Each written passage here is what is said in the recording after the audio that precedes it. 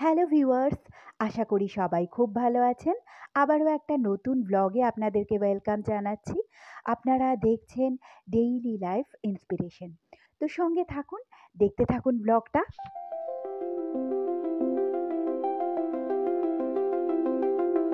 উঠে পড়েছি মেট্রোতে, দমদম স্টেশন থেকেই উঠেছিলাম।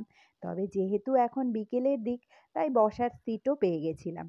আর এই যে এবার নেমে পড়েছি আমার গন্তব্য স্টেশন স্প্ল্যানেটে।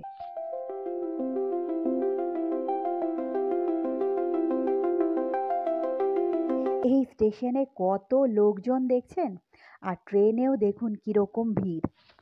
তো এই ট্রেনটাতে করেই আমি এসেছিলাম। তো ট্রেনটা এখন ছেড়ে দিল এই স্টেশনে।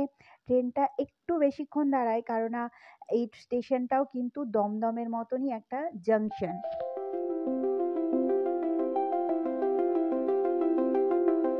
তবে দমদম স্টেশনটা যেমন লোকাল ট্রেন বিভিন্ন দিকে যায়, সেই দিক থেকে জাংশন বলতে পারেন। তো সেই রকমই এই প্ল্যানেট মেট্রো স্টেশনটা কিন্তু বিভিন্ন দিকের মেট্রো যায়, যেমন এখন হাওড়ার দিকের মেট্রোটা চালু হয়েছে। এছাড়াও পরবর্তীতে জোকার দিকের মেট্রোগুলো এখানে এসেই মিশবে, তখন হয়তো এই স্টেশনে আরও ভিড় দেখা যাবে। তো এই যে এই পায়ের ছাপগুলোই চলে যায় যেটা হাওড়ার দিকের মেট্রো যায় সেই দিকে। আর এই যে উঠে পড়েছি, তবে প্রথমেই আমার একটু কনফিউশন লাগছিল। গেট নাম্বারটা আমার ঠিক খেয়াল করা হয়নি। আমি একটা অন্য দিকে উঠে পড়েছি। আমি এই দিকে যাব না, মানে এই দিক থেকে যেদিকে আমি যাব, যেমন আমি নিউ মার্কেটের দিকটাতে যাব, তো এই দিকের গেট থেকে বেরোলে সেই দিকটায় আমি যেতে পারবো না, বা যেতে গেলে আমাকে অনেকটা হাঁটতে হবে বাইরে থেকে।